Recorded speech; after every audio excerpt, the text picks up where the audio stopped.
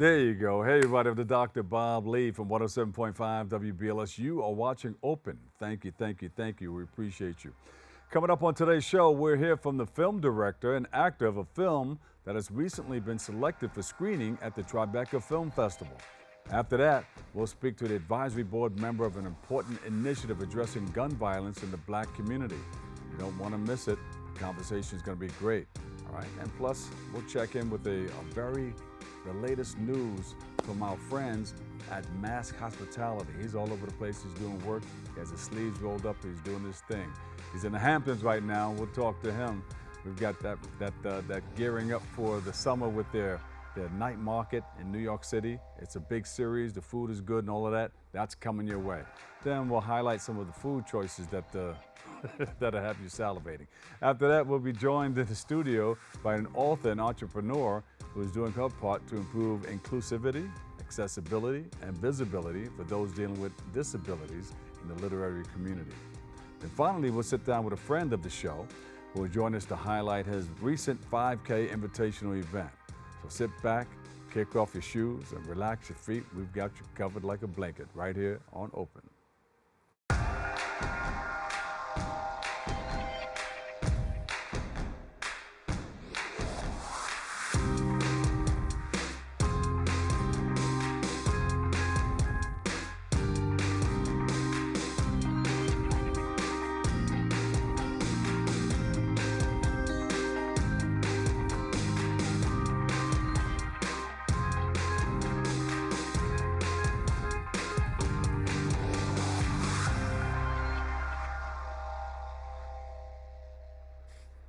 And welcome back. I'm your host, Dr. Bob Lee, and you're watching Open.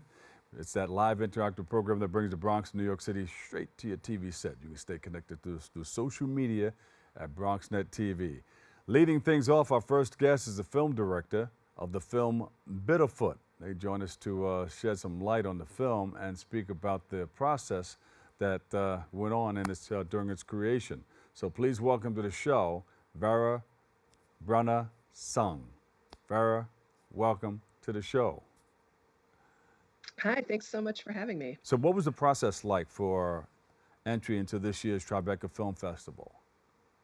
I mean, with festivals, you kind of you submit your film and you hope that it connects with somebody, and so we submitted and we're really thrilled to get the invitation. And there was a competition that you had to get involved in, or that you guys got involved in, the narrative competition?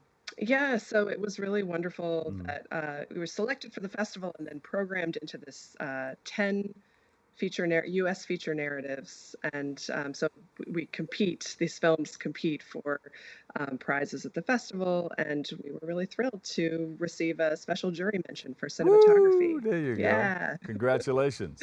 To our cinematographer Ki-Jin Kim, who really did an amazing job. So. All right, beautiful, beautiful. All right, so tell me, what is Hmong American? Am I saying this wrong? Hmong? So. Hmong. Hmong. Yeah. Yeah, so the Hmong are an ethnic group, an Asian ethnic group from Southeast Asia, from Laos, and came to the U.S. after the Vietnam War as refugees, and were resettled all over the country. And there's one of the first communities, maybe the first community, is located in Missoula, Montana. And today it's a pretty small community, a few hundred folks, and that's where our story is set. Yeah, beautiful. So give us a brief synopsis of what it's all about.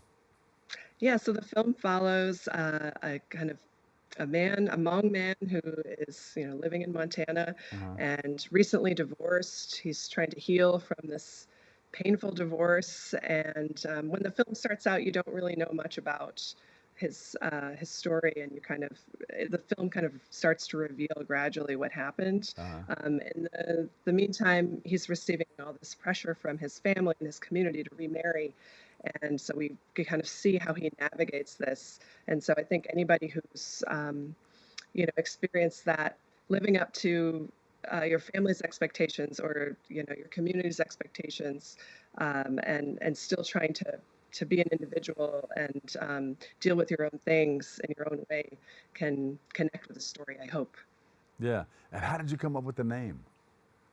So Bitterroot is the name of a valley that is just south of Missoula, Montana.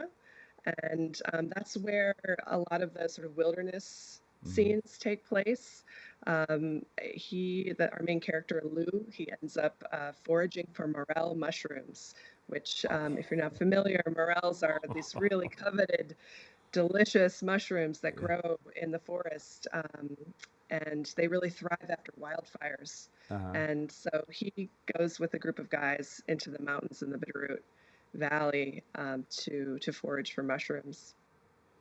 And what's the message that you hope that people will take away from it after watching? Well, you know, I, I I hate to sort of like dictate what it is. I always love for people to come and tell me what their experience of the film Yeah, is. yeah. That's sort of what is so beautiful about this work. But I do, for me, the story and the experience of the film is really about healing. It's about survival, and the ways that we can move through challenging times, and how we need each other, right? As people, as Yeah. community, as family. So they can take from it, I guess, just a guess, just to throw it out there. Um, they can take from it whatever they need to apply to their lives to make it work Sure, in their yeah. lives. Yeah. Like all art, it's like Yeah. we come We to it all from have where we're something. at, and yeah, yeah, Yeah. yeah. What was the process like in putting this film together? We had a really unique process. I'm not a Hmong American. I'm Korean American.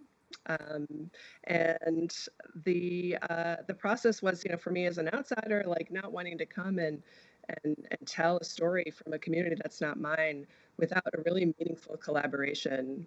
So I worked with the producers on the project to um, you know, set up a production that Mhm. was creating meaningful opportunities, and experiences for Hmong actors, Hmong crew in front of and behind the camera. And even before then, with the producers, with the sort of first producer that came on with the project his name is Yang. He's from Missoula, Montana, and is an artist. And we worked together to really develop the story and the script with consultation and feedback from folks in Missoula. So, not every film works this way. It really incorporated folks from the Hmong community, from the beginning to the end. Yeah. So we're really proud of the way we made this, not just the film itself, which of course we're very proud of, but the Yeah. process. You mentioned someone in the beginning. Sue Jim Kim, was it? Ki-jin Kim is our cinematographer and one of the producers as well on this Oh, project. yes, yes. Are there others that you would like to mention or give Oh, credit to? absolutely. I mean, I can mention the You the can the go whole on down the producing line, right? team. Sure. I mean, we had this amazing producing team. So it was Yeah. Yang, Kaju and Melissa Vang, who's a producer out of Minnesota, Kijin, um, and Karen Chen and Julia Caruso was the sort of core producing team. And then I mentioned our lead cast, Hua Yang, who plays the lead, Lu, Q Ku, who plays his mother, Jia Vang, who plays his sister, and April Charlo, who plays this other character, a native character, indigenous character, Yeah. whose story is sort of interwoven with Lou's Beautiful. in the film. Well, Vera, what's next? Going to be having continue on a festival journey. We'll be screening at festivals, and then we have a community-centered distribution plan where we will make sure to get our film to Hmong audiences across the country and beyond, to as many people as we can reach, we hope. So Yeah, we want to see it. Can we put it on BronxNet? I would love to talk to you about that. That would be so amazing. Yeah, let's Yeah, be in touch. yeah. I'm sure our producers would, try to find a way to make that happen. Yeah, thank you. Do you have a part 2 coming up? For the film, Yes. I think we're gonna sort of, the part two is really the distribution and getting Yeah. the film out into the world. It's sort of Yeah. everyone thinks, okay, you make your film, you edit it, it's done, you have a great premiere, but we're gonna take a lot of time and care to kind of how we get the film into the world. So Yeah. that's kind of the big project, and then we'll see. This film is really the it's certainly not the last about Hmong Americans Yeah. um, in the world. So there's a lot of great Hmong stories and Hmong artists making work in film and art. And so we hope to just sort of help to kind of support that through the Yeah. creation of this project. Yeah. At this point, are you thinking about another project after this, or this you just want to take this one all the way home first I mean, before you everybody, could? you kind of like you've got multiple things happening right at one time. So for me, as I'm putting my energies towards that and focusing on that, I also have some things that I'm writing and working on, um, and trying to nurture.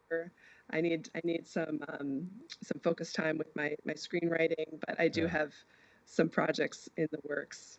Yeah, I knew it. I know you're a workaholic. But you got Oh, to keep it going. You got to keep it well, and going. then you do the stuff because you need to do it, right? It's Yeah, it's and if you're much passionate easier to about it, not do it. it's wonderful. Yeah. Yeah, yeah, that's the only thing you really like. At the end of the day, it's like you and your drive to make work, to connect with other people, um, and that's what keeps me going. So. Okay. So, where do we want to see this within the next? You need months now, right? Within the next few months. Yeah, I mean, I think we're gonna do, at least another 6 months of festivals, and then after that, we can sort of release it to a broader public. Got it. So, Tribeca was our world premiere, our first New York screening. We do really want to bring it back to New York at some point. So maybe I'll reconnect with you when that happens, and we're Yes, we're in a please. theater somewhere. We would like to see it and try to be a part of it. Vera, give April our regards. Tell her we wish her well. Oh, well, yeah, I'm sorry she couldn't join us, Yeah. No. and she No. is too. Yeah. Okay. So yeah. Vera Brunner-Sung, film director, Bitterroot. Thank you so much. Thank you. Thank you for Thank you very joining us. much. Okay. All right. We got to take a quick break right here, but I've got more open coming your way next. Hey, creative family. My name is Timothy Coleman, and I'm the Director of Education here at BronxNet. And I'm standing in BronxNet's Media and Technology Studios in the South Bronx because I want to let you know about an amazing program that we're bringing back that highlights the creativity of community members just like you. Emerging Media Makers is a show that introduces you to BronxNet's certified producers. They've taken a step in their creative journey by enrolling in BronxNet's media training classes. On this show, you'll get to see the many ways that our certified producers have created a space that's all their own. Emerging Media Makers, your passion lives here.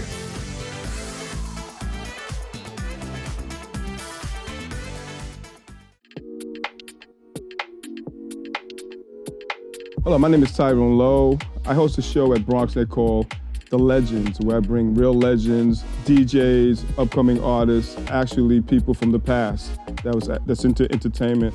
I want to thank BronxNet. First of all, I want to thank for the 30 years of them actually being active here. It has opened a lot of doors for me to the point where I'm branching off to have my own network. Fulfill your dreams here. That's all I have to say.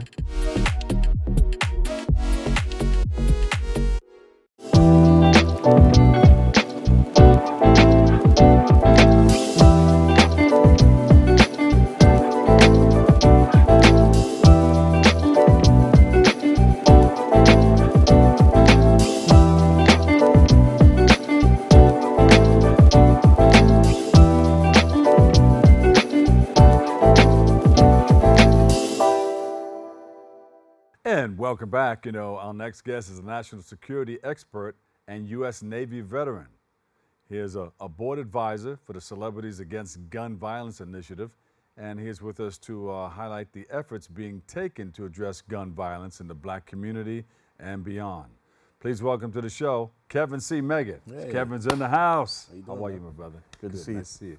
Likewise. Thank you for your service. Oh, thank you. I appreciate my that. daughter's a Navy vet also. Oh, really? She's out there in Virginia Beach. But Okay.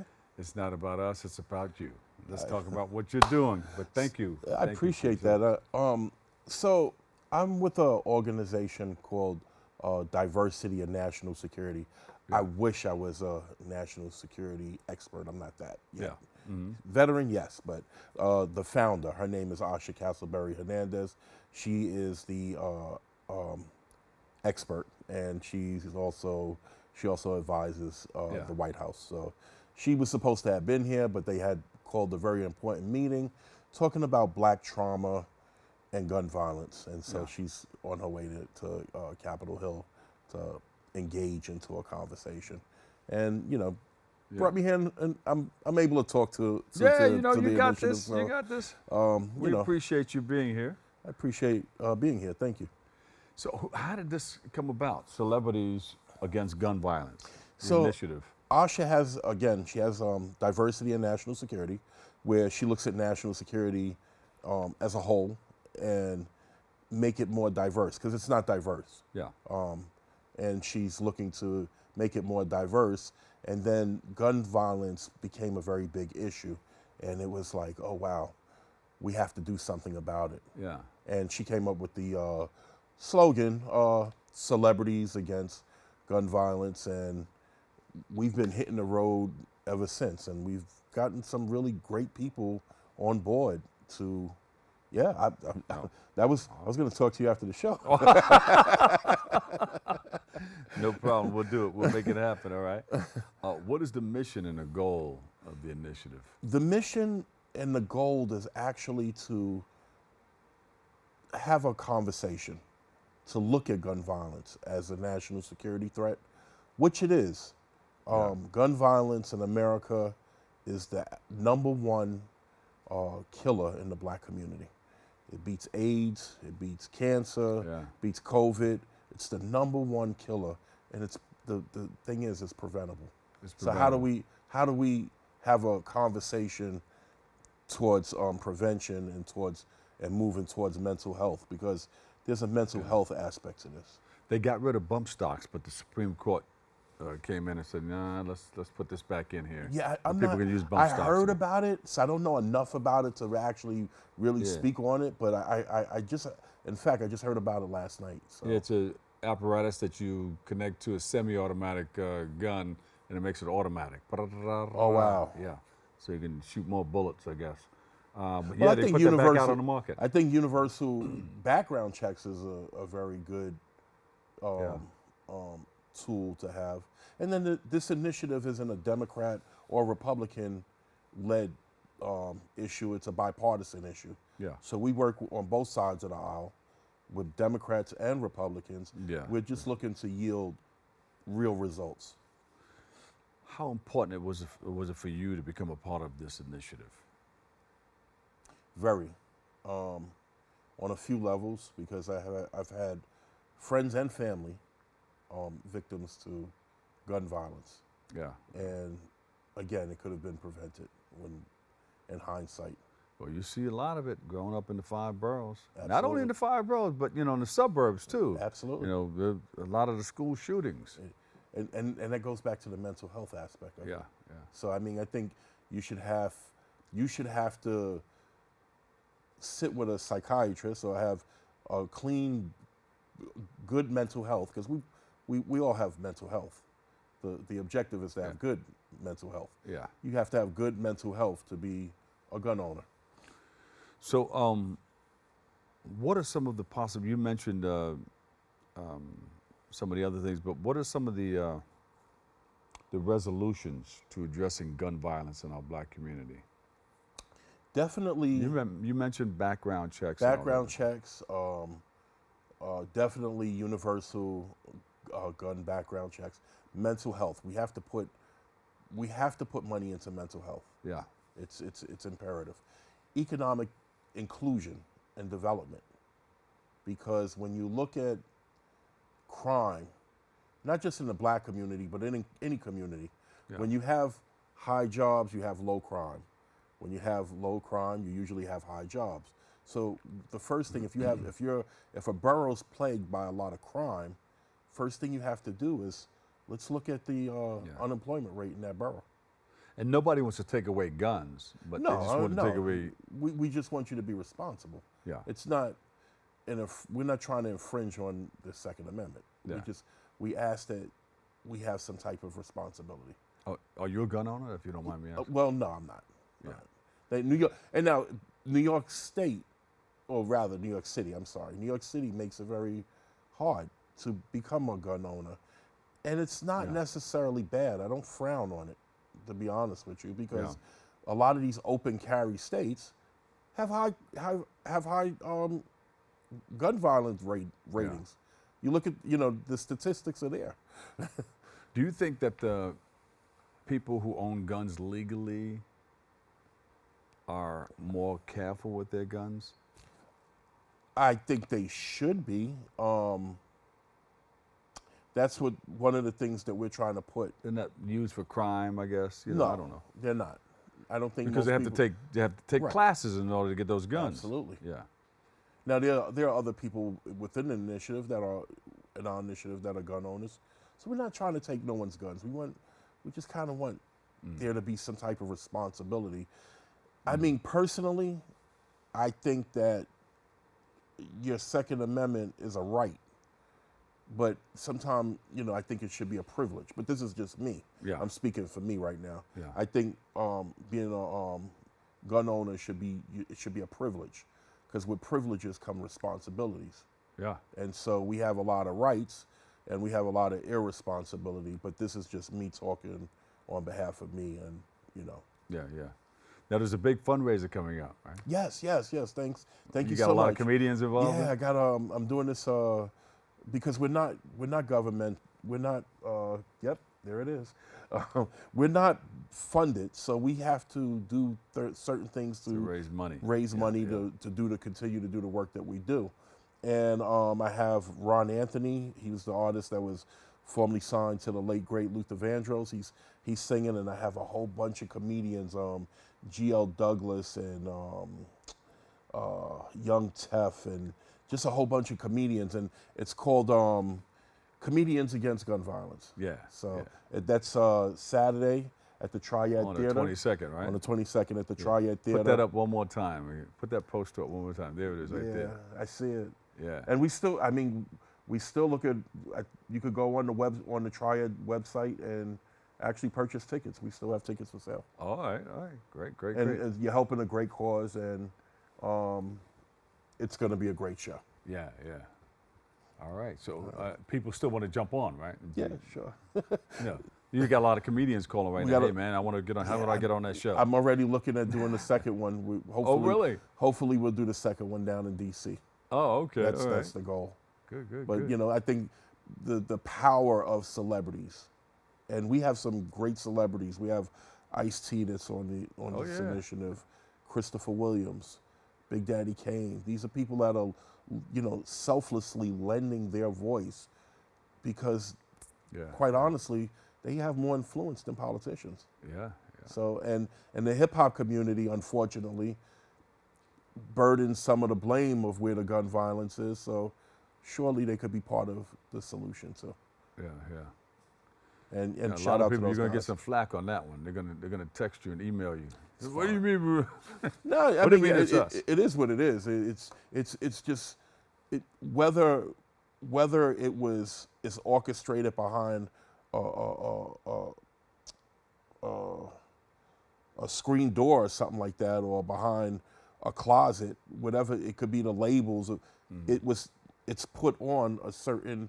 They didn't do that to R&B. They didn't do it to country music. They did it to hip hop. So, hip hop is the only genre of music where violence seemed to be glorified.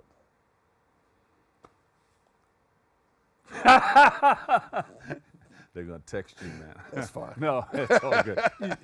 I love a got good conversation. You got something there.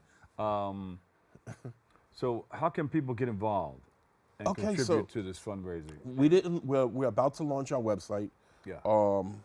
We are looking for volunteers. There are plenty of volunteer opportunities. The website will actually, I think we're still just working on going live with the website, so I don't have a website but at this moment. But I am on social media. I'm on Facebook. I'm on Instagram. What's your handle on there?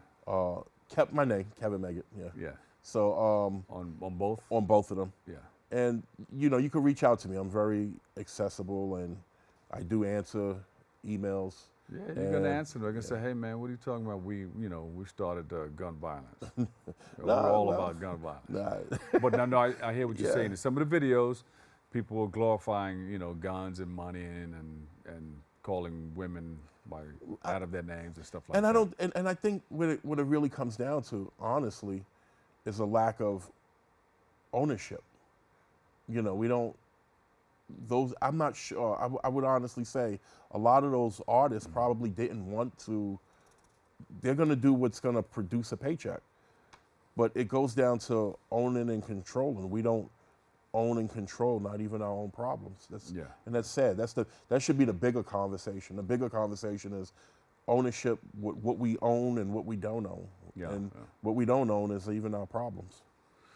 What are the next plans? Any gatherings or get-togethers or meetings that we're coordinating something down in D.C. to bring attention towards this issue around the National Black Convention. So I think that's sometime in September, if I'm not mistaken. Oh. And we're looking to do other work where preventative work. We work with a guy who actually he's also a victim of gun violence, but he teaches basketball. Oh, okay. And he was going pro, and prior to going pro, he went out to a club. He got shot in his leg, and that was the end of his. It sounds so cliche, but that was the end of his basketball career. But he made lemonade out of lemons, and he now teaches young kids, how to play basketball. And he says, I won't guarantee I could get you an MBA, but I could guarantee you'll get a good education or free education. Yeah. And I think that these are unsung heroes. Yeah. So these are our influencers. These are people that influence what we do. Help you get that scholarship and absolutely, and give you a peace of mind, give you something to live by. Right. All right. These are some rules that you can live by. Absolutely. To help keep you in line. Yeah. Listen, thanks for coming. But no, when you get that website, I know you got the social media again. The social media is Facebook, Kevin Meggett. Instagram, Kevin Meggett. My email address is kevincmeggett@gmail.com. And I would love for hopefully when we launch, Asha could come here and she could speak for herself. Yeah. She's an amazing, Well, amazing you guys are always being. welcome back. I appreciate that. Yeah, Celebrities Against Gun Violence. Thank you. Thank you. Thank you. Thank you. All right. All right, we'll take a quick break. We've got more coming your way next. Right here, we're open. Check your pulse and turn off your phone. Get ready to be entertained. The Bronx Edgelution is back, and we've got more youth voices, educational partnerships, exciting global discoveries with Alexi Gingertopoulos, dollar store science experiments with Dr. Whitey Black, and tons of ways for you to engage with us as we bring laughter and knowledge right to your doorstep. Me and the crew welcome you to Season 3 of The Bronx Edgelution. The new season of The Bronx Edgelution is here. Every Monday at 4:30 p.m. on Channel 67 Optimum, 2133 Fios.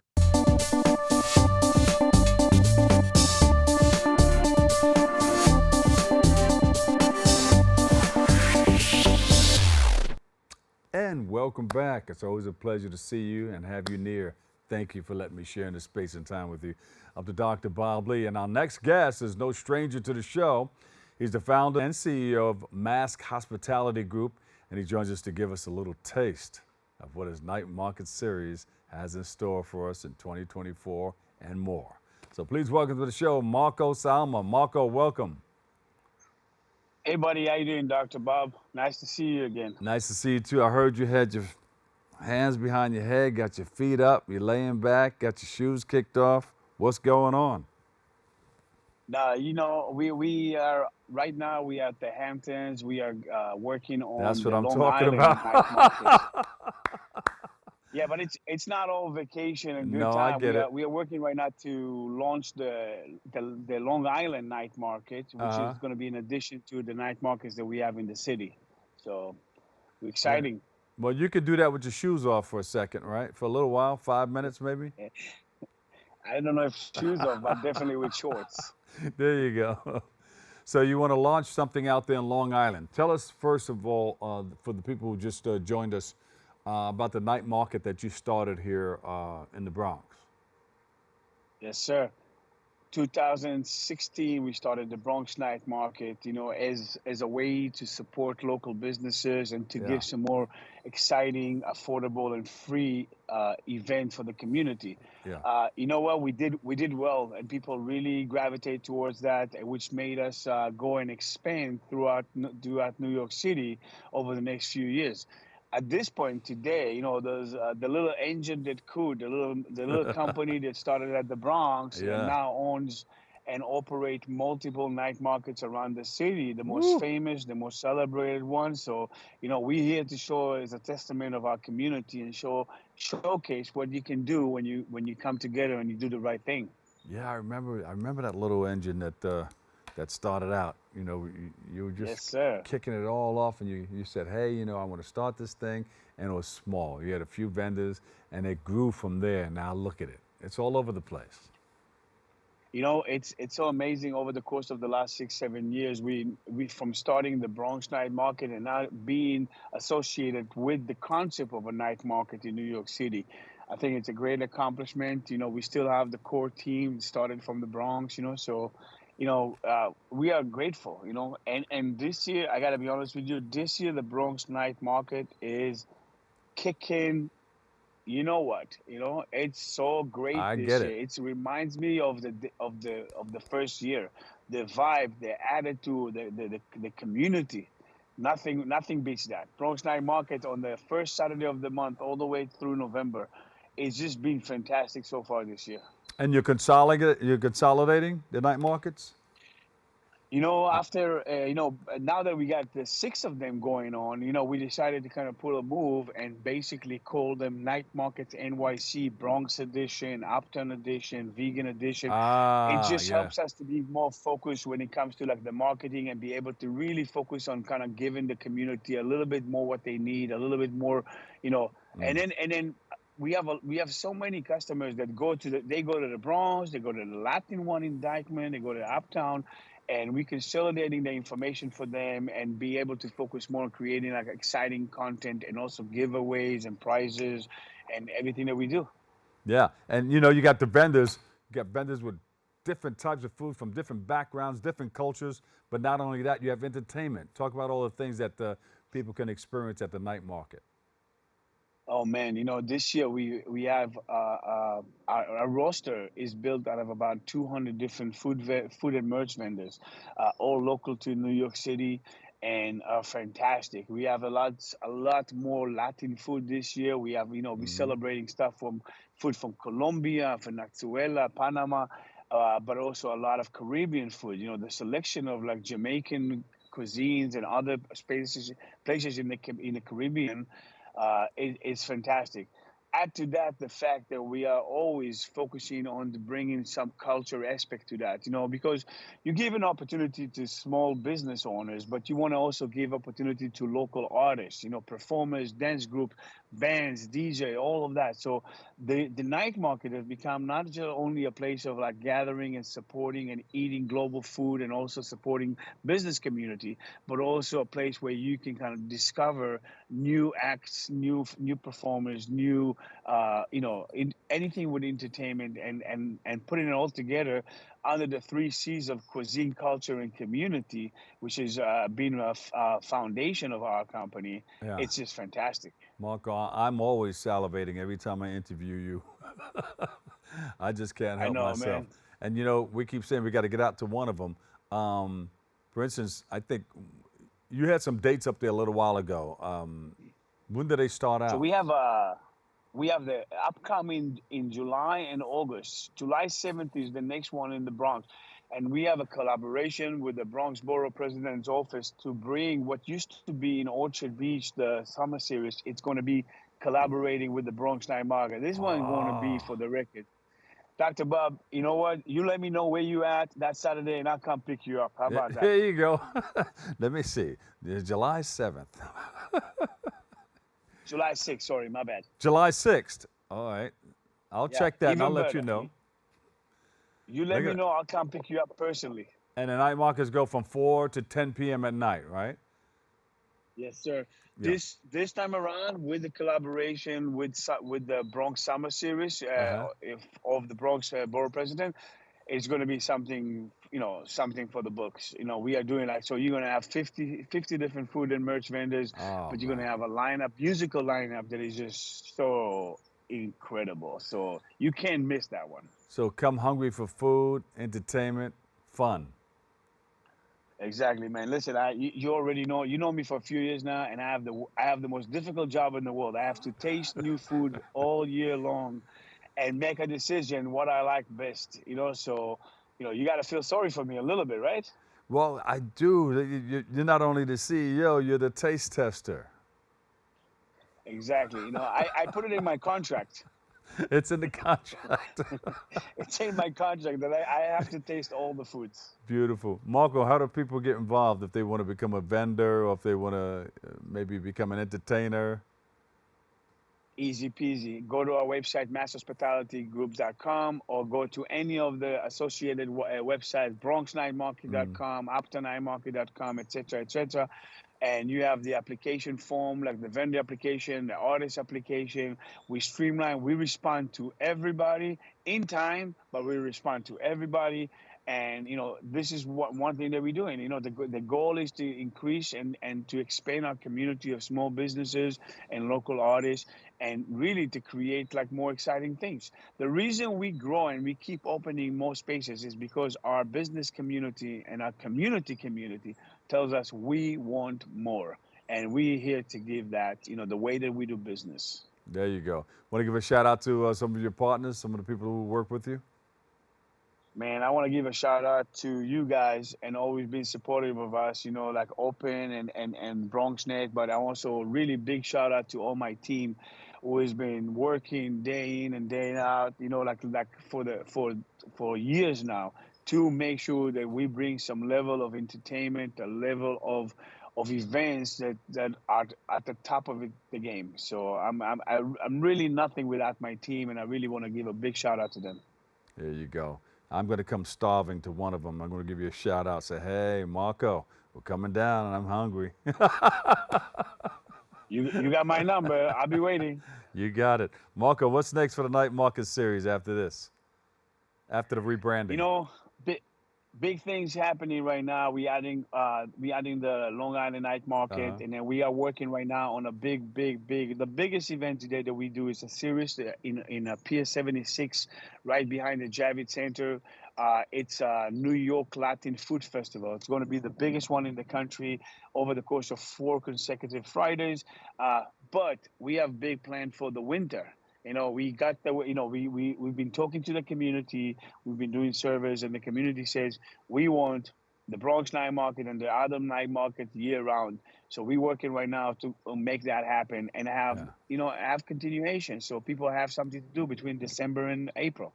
I know Vosa Rivers was involved in it from the Harlem Week group.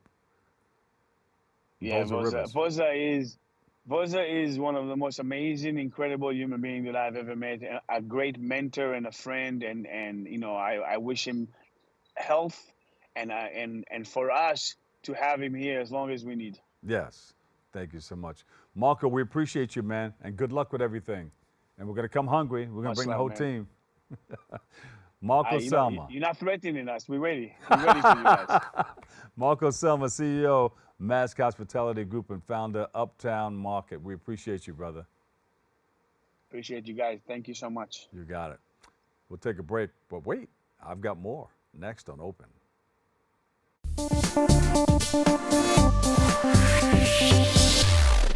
Welcome back. Our next guest is a wife, a mother, an entrepreneur, and the founder of Inside Ability Books.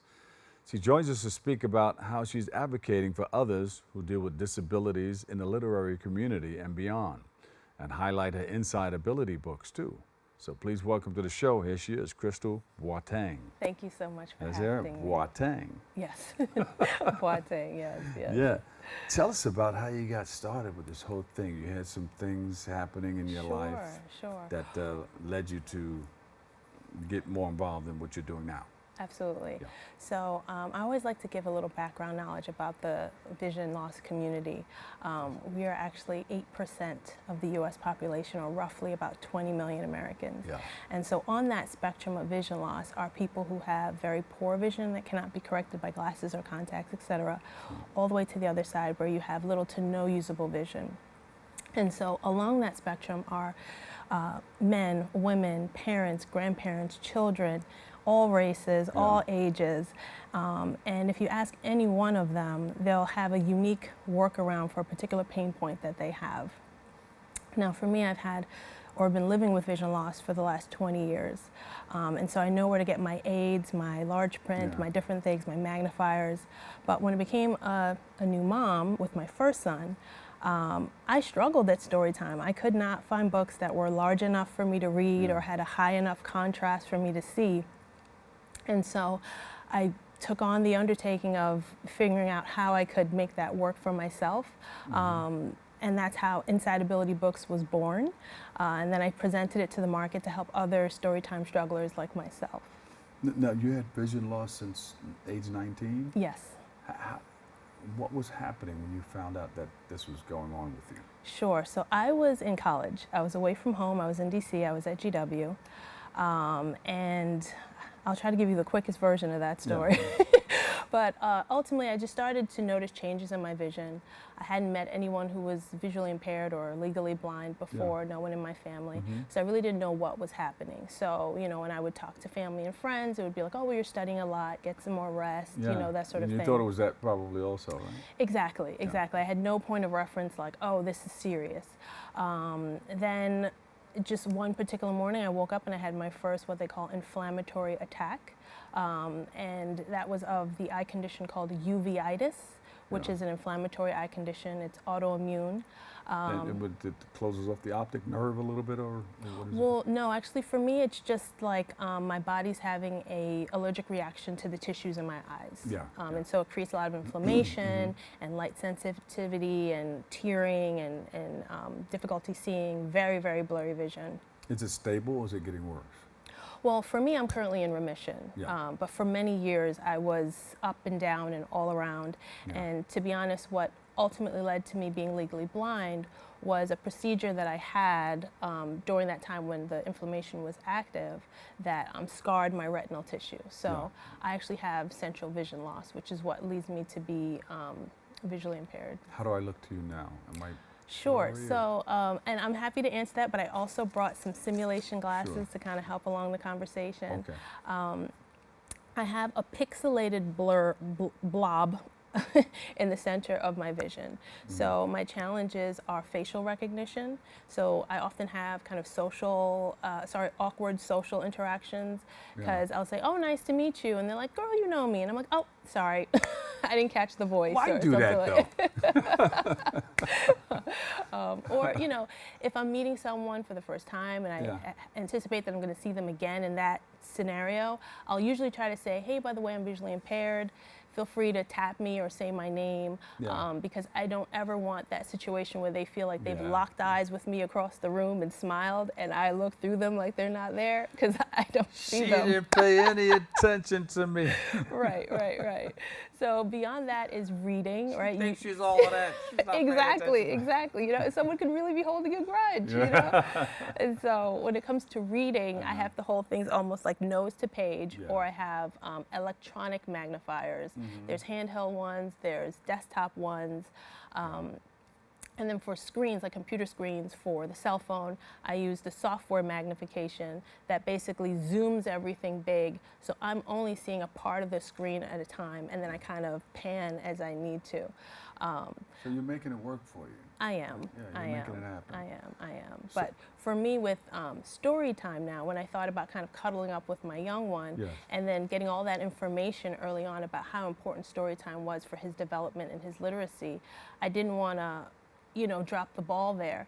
But I would try to read these books, and by the end of it, my eyes were just totally red. I had a headache. It was just terrible. So I was like, well, if I can just get it bigger, if I can just get it to be a sharper contrast. Yeah. And like I said, that's how Inside Ability Books was born. Yeah. And so you have the... Yes. So what I brought here are 3 examples. One is central vision loss, which is what I experienced. Another is an example of what someone with diabetic retinopathy might be experiencing. And then the other is cataracts. Most people have heard of cataracts. So I brought these 3. You can take a look there. And I know you have some documents in front of you. You can kind of look at those size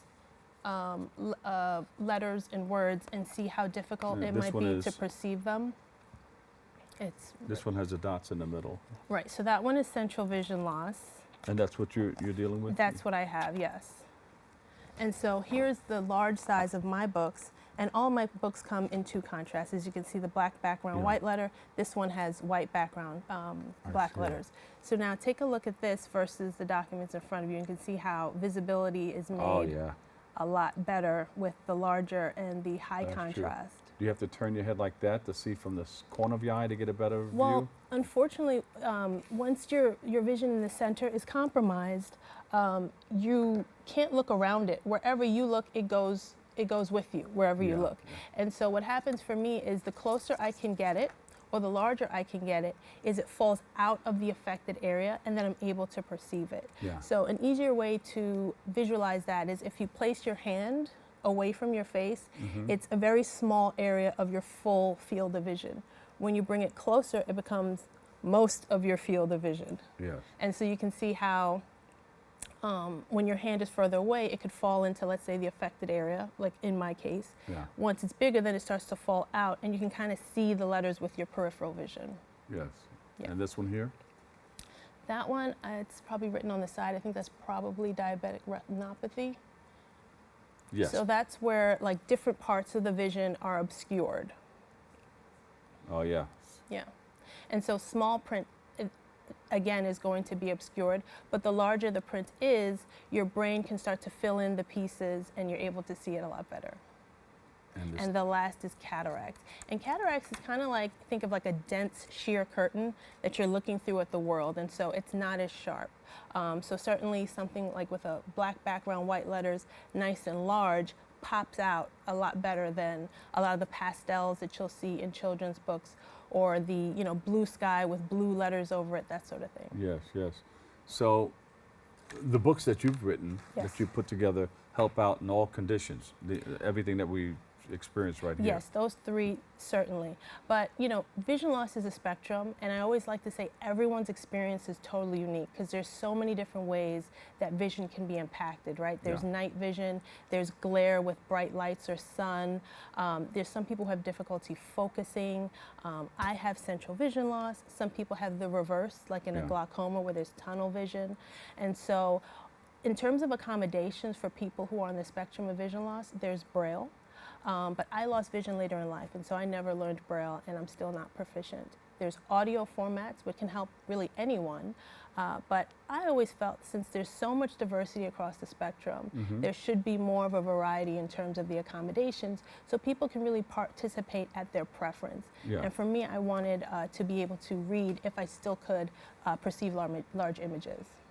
Beautiful. So you come up with these books right here. Yes, yes. Wow, So this is amazing. This one here is the very first one. It's a bedtime story, because again, I was inspired to do this after my first son was born. Yes. So it's like nighttime, you're trying to get them settled for bedtime and calm, and laying them on you, and they're hearing your voice and feeling the vibration of you speaking, helps to kind of lull them to sleep. And so my first inspiration was a bedtime story following baby Bear through his nighttime routine.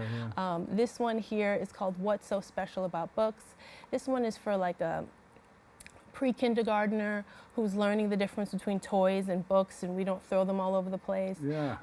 And it also stresses that books can come from your imagination, and they can also take you to a place called imagination. And so just understanding that concept as well. Wow. And I have two more. Yeah. What are the other two? Sure. So this one And is they're going to wrap me called. up in about 30 seconds. Sure. So this one is called When You're the Expected. It's a great baby shower gift. It's a Yeah. satire on what to expect when you're expecting. Well, Yes. this is when you're the expected. So it's like a Yes. welcome home guide for newborns. This last one I'm really proud of. I had great feedback on it. A lot of teachers are saying that they can create a whole lesson plan around it. This one is a book of metaphors to help a child build and grow their self-esteem. Oh, that's great. And just one last point, in Yes. terms of the feedback, I've gotten the most tearful responses from visually impaired parents, but also high prescription glasses wearers who say they can participate without their glasses. People on the neurodiversity spectrum are saying that my Yeah. choices are helping them to read more easily.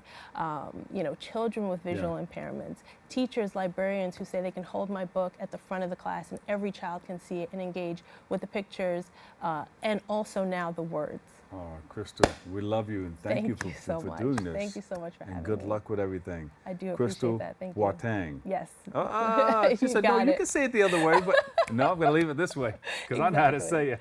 Thank you Krystle, so thank you much. so much and good luck with everything. God bless you. Thank you. All Same right. to you. We'll take a quick break. I've got more. It's all coming your way next on Open.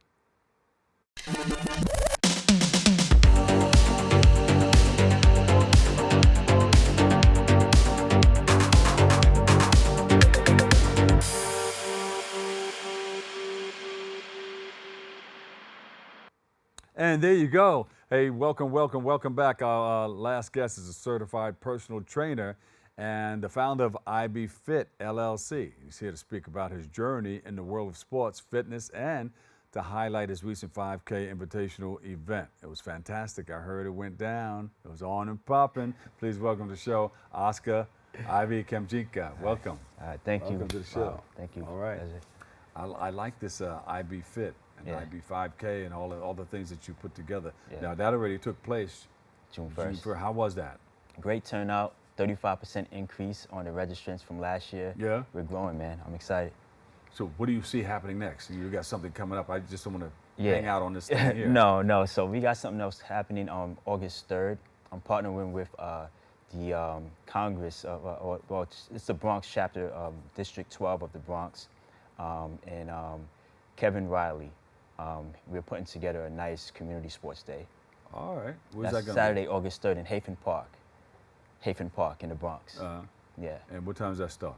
From 8 a.m. to 6 p.m. So it's an Ooh, all it's day event. Bring your picnic basket. Yeah, bring everything. Bring your family. It's gonna be a fun time. Yeah. How's that going to look? What do we have in the park? Different sports, not just running. People came to me previous years. You got to do sports. You got to do other things outside of just running. So I'm answering the call.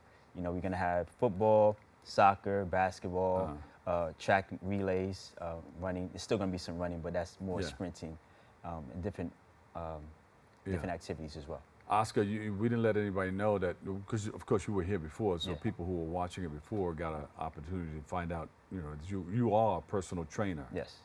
Yeah, and you do different events in different parks, and and if anybody wants to hire you as their personal trainer, what do they have to do? They can reach out to me. I'm on social media, IBE_K, as well as IBFit_, that's IBEFIT_. That's on Instagram and Twitter.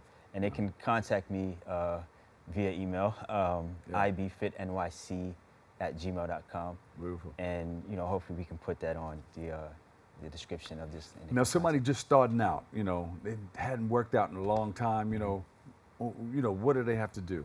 Because I'm appealing to some of the people who are sitting there watching and want to get something started. Yeah, so they can first start. We have a community workout class happening every Tuesday at Pelham Bay Park throughout the summer. This is working with the Bridgefield Civic League. Yeah. That's also in District 12 in the Bronx. So that one is free, right? Yeah. That's the first part. Yeah. You're in a group setting. It's a group workout class. That's a good place to start. Yeah. We do calisthenics. We work on HIIT exercises, and then I did provide my contact, so you can contact me directly. I do a fitness assessment to see where you are, because that's important. That is important, because a lot of people want to jump you right in, get you right in right away, but you get discouraged and don't want to come back. Yeah, no, I don't want to. You got to meet them where they are. Got to meet you where you are, exactly. Yeah, good. All right, so good. I know there's a lot of people who want to get started in something, and before we go, we're gonna get all that information. Yeah. Let's go through these. Yeah. Oh, so these are the previous year's medals for the 5Ks that I've been doing annually since 2021. This right here to the right, to my right, is the 2021 medal. This is the first one. This is the very first one. Second one here is 2022. Third one here is significant because the details on it is pretty cool. It has the stripes. Yeah. And I'm a Jay-Z fan. I don't know if you remember Jay-Z's Blueprint 3 album. Yeah. So he had the red stripes going across. Oh, right. So that's why I took the color scheme from that. Now. And then also the 3 chain is there, as well as the 1 chain, and it's 3.1 miles that you're running for a 5K. So it has some significance there. Yeah. So I know there's a lot of people want to start running too. Yeah. But slow, take it slow. Yeah. You'll show them how to do it. And this one right here? And this one is this year's medal. It's the 4th annual, so the 4 chain line was the theme here. As you can see there, you see the 4 chain line, different stops on the 4 chain line. Power. Yeah, and we went with the green color scheme as well. So, we try to do dope things every year, have symbolism on, what we're doing out here. Beautiful. Yeah. So what do you want people to know about what you're doing, man? Because you've been doing this for some time now. This was the 4th annual. You're a pro. Yes, I'm getting better. I'm getting better. There's still a lot of room for improvement, but I'm getting better. Of course, yeah. I'm excited for next year because I'm really learning. I learned a lot this past year how to delegate and develop a team. Because it's growing, I'm gonna need that. Yeah. So if you're out there listening, just contact me and hopefully we can see your skill set if it's going to be valuable to us for next year. But I'm going to be doing more events, not just 5Ks. Like, we had the Community Sports Day August 3rd. Yeah. And I'm going to try to do some more, health and wellness workshops here and there, partner with some other organizations that's doing some health and wellness initiatives as well. Beautiful. And what's it all about? What makes you want to put things like this together? You got to be passionate about it. I am. It's just, I'm passionate about the process, honestly, like connecting the dots. I mean, I'm a creative at heart, and I love, birthing something and then nurturing it. Yeah. So this is it. This is one of those things that's, part of making a mark in the world and like empowering people to do great things. And that's what it's all about for me. Beautiful. Oscar, where can everybody reach you? You can reach me on social media. Again, that's IBE_K, also IBEFIT_, and that's Instagram as well as Twitter. And Facebook is eBay, IBE Kemjika. That's my last name, KEMJIKA. Beautiful. Yeah. So I got 30 seconds. 30 seconds. What do you want the people to know about what you're doing? Give me more. I just dropped them with this year's slogan: find your place and pace for the win within. Ooh. So that means know where you are and then pace yourself to where you want to get to, right? So I encourage you to, identify your strengths and weaknesses and then try to become the best version of yourself the best way you can. Oscar Kemjika, the founder, FiT LLC. Yes, sir. Thank you, my brother. Thanks for coming by. Thank you. And you wear those things well. Yeah, all always. All right.